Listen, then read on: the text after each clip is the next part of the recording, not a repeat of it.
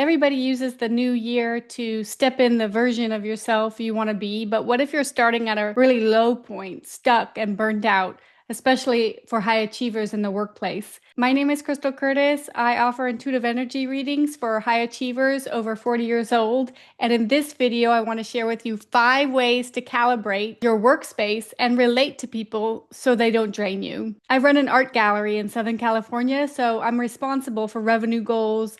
I oversee a sales team, and I dance that fine art of welcoming somebody into the gallery, a complete stranger, and turning that into a $10,000 sale. So the energetics of my work environment and the body language rapport between two strangers is really important to me. That's why I can confidently talk about managing energy in the workplace. My path in the visual arts taught me that just as a painting and a sculpture can transform emotions, our own energy has the power to expand and transform our lives. So I've implemented simple energy mastery strategies to create magic in my work life, and this has helped me overcome self-defeating practices and get what I want. And I want that for you as well. First, really quickly, a year ago, God asked me, it was like a download. He asked me to use my hands for energy work, but not massage. And this to me was an answered prayer after 3 years of praying to Him, please show me a way of self-expression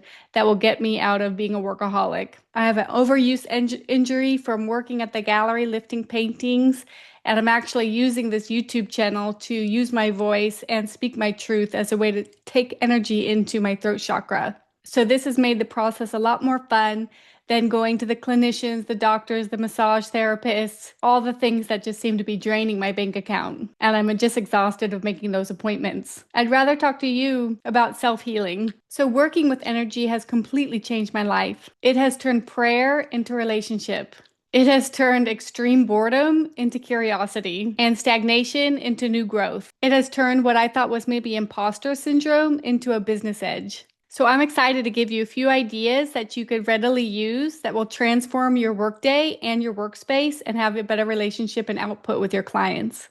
I want you to keep this question on the top of your mind as we go through this. Literally, what makes you joyful? And since we're talking about energy, quite literally, what lights you up like a light bulb and what drains your energy like a power outage?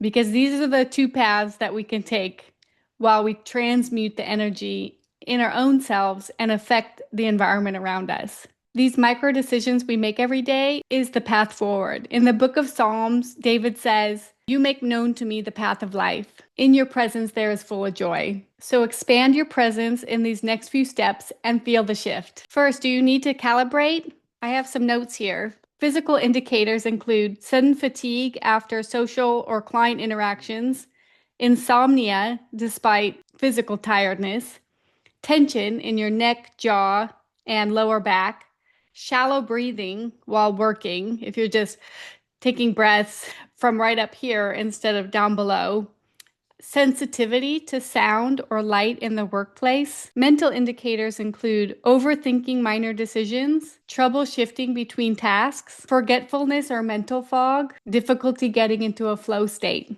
And emotional indicators include irritability with coworkers or clients, feeling disconnected from your purpose, taking things personally when you normally wouldn't, and dreading work you used to enjoy. If you had for years going into an environment and feeling uplifted and suddenly you just felt like you were dragging yourself to work, this is a sign that you need a calibration energetically. I came up with these 5 strategies based on different types of teaching I've gotten over the years. So I'm coming with a kind of platform, I hope, from wisdom, being a 46-year-old art gallery director in Southern California. The first one is, why do we pray in the morning? This is a really beautiful idea about why we get on our knees first thing in the morning. And this came from a Vedic astrologer that I saw at a yoga and kirtan music festival in Joshua Tree. His name is Jeffrey Armstrong.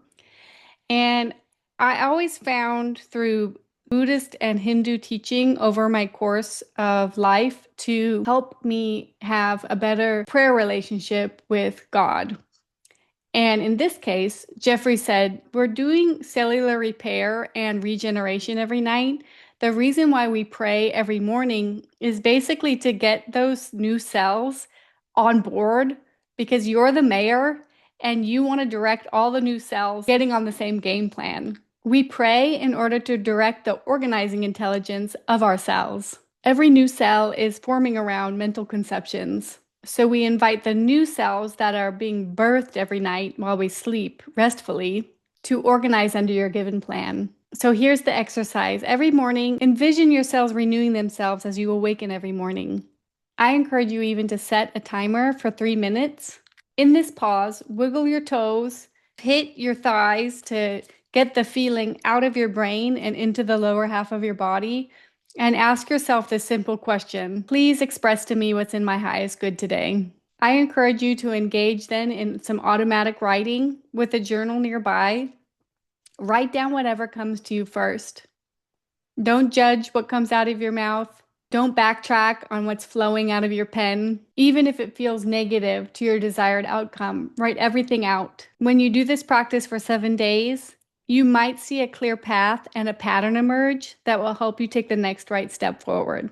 Number 2, I call the perimeter ritual. I actually learned this one from a former NFL player named Bo Eason turned storyteller. And I don't know what he's doing today, but he had a big impact on my life when I learned this strategy from him about 10 years ago. He had played, I believe, for the San Francisco 49ers, and he would talk about being on practice where he knew he was with a good quarterback because during practice drills, the quarterback would run A to B and cross the line at full speed, while other people who are just in practice mode run and then you see your destination, you kind of slow down to the point of ending. His point was, you know, you're on the cutting edge of experience when you're doing full speed, even past the destination. When Bo got injured, he turned to theater as a realm of performance. And so he explained he used that big lesson, training on the field, into the theater, where he would, before a play or before a live event, he would walk the perimeter inside the theater, basically to kind of get his cells to organize with the space so that the audience would be more receptive to him on stage. So I always loved this idea because I use it in the gallery. I'm in 4 walls. So every day I come to work and I walk the perimeter of the gallery. I literally say hello to all the paintings because I believe that they're living things and they have a living aura. And I want all the paintings to communicate with me that I'm here to serve them, in extension, serve the artist, and in extension, serve the guest who's coming into the gallery who might make a beautiful discovery and leave with a painting that might transform their lives. Tracing the perimeter of a workspace is a great practice for high achievers because it goes beyond excelling at your craft. Not only does it help you warm up the room where you're going to spend most of your day, but it helps you put antennas out for where you can be at best of service. And this is a bonus trick. In our gallery, we call it a portal. I learn a lot of magic being there.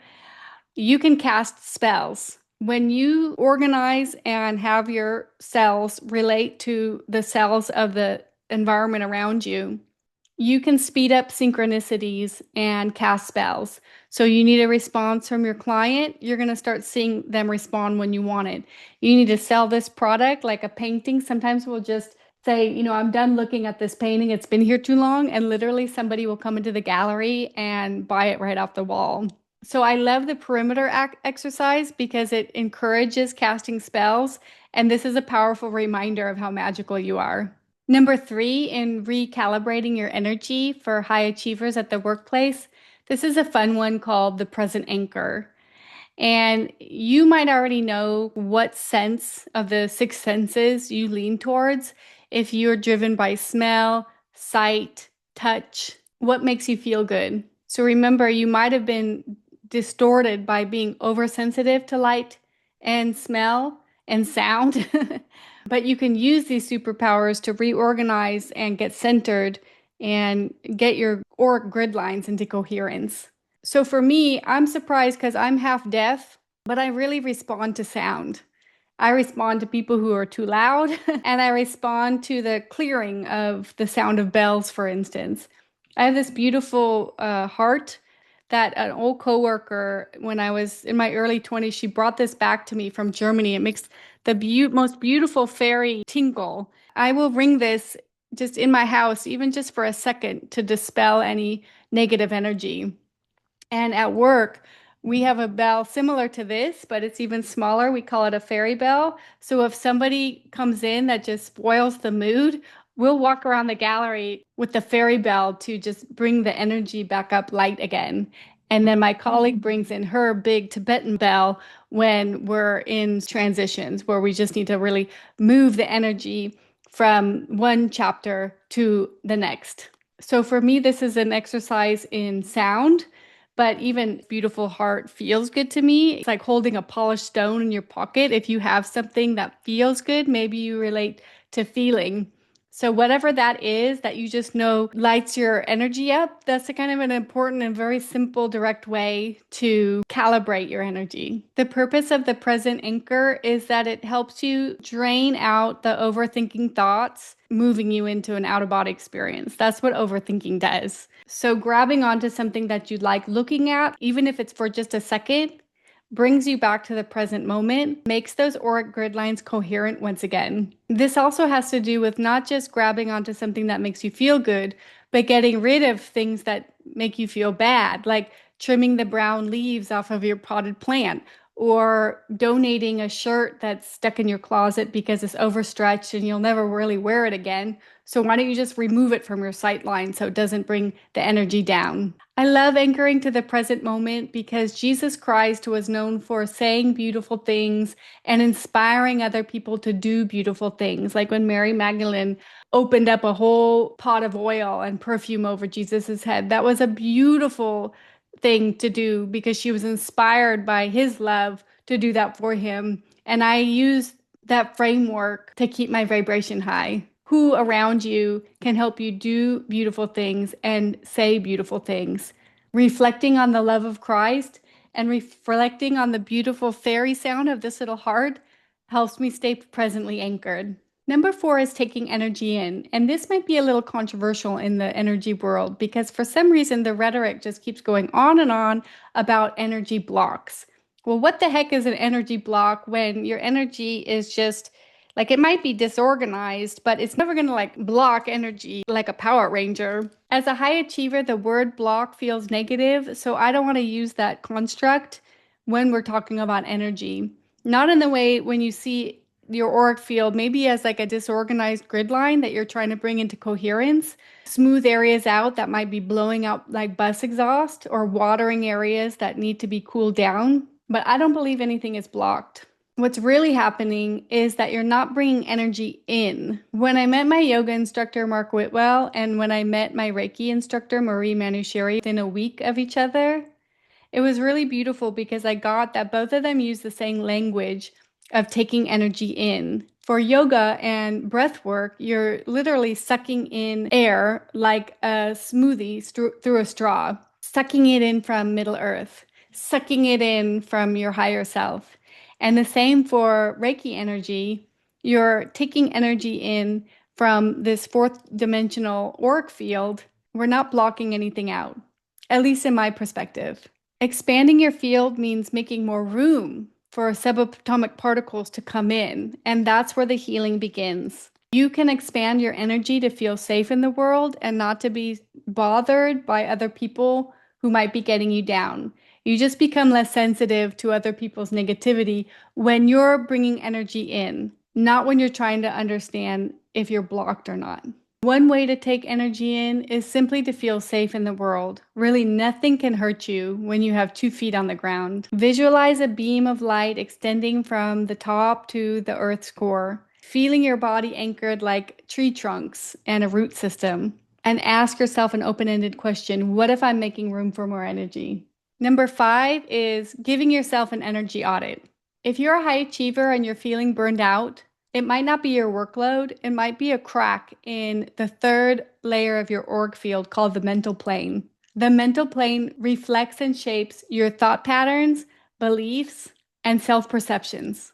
It's weakened through self-critical thoughts like, I can't do it right, I'm always making mistakes, somebody else can do it better. Also, I don't deserve success. That's a big one. These overactive mental loops literally weaken the structure of your auric layers, and it leaves you vulnerable to other people's energy. So to strengthen it, you want to repair the holes in your mental plane and restructure self-critical thought patterns. You can do it this way. Imagine a field of golden light. The third layer of the mental plane is a grid line of beautiful golden light. See it as a radiant grid line, like a field of mesh holding the rest of your auric layers together, like a luminous scaffolding. As you inhale, imagine golden light filling up those poked holes and light flowing into those weak spots, strengthening the beams of light. And ask yourself, what if I'm magnificent? Suck in that smoothie straw of energy and feel the subatomic particles in your grid lines and feel yourself expand. If you'd like these energy mastery strategies, but you want to see dialed in what your auric field looks like for you, I encourage you to book an intuitive energy reading in the link on this channel. I've also made a quick link here called crystalpraysforyou.com. One of my most recent ones was somebody came to me ready to quit her job, but I heard the angel say, she's really good at her job. There's a different type of perspective going on here. And it turned out she had been in chronic pain with debilitating plantar fasciitis for 5 years, and she was up on her feet all day as a nurse, and she just was misinterpreting the workload with the pain signals. And so I encouraged her that she was really good at what she did. Was there another role in the same organization that she could step into? And by the way, go see this medical professional in Central California who will cure your discomfort with the plantar fasciitis. And she went to that person for 3 sessions and continued to share with me that not only were things transforming at the workplace, but she had felt more herself and out of pain for the first time in 5 years. So I'm not claiming to be a healer myself, but the energy world is very dynamic. And I'm really interested in helping you raise your vibration with an intuitive energy reading. And in the meantime, I want to talk to you about my 4 most important questions that aid instant healing. You can watch it in the next video.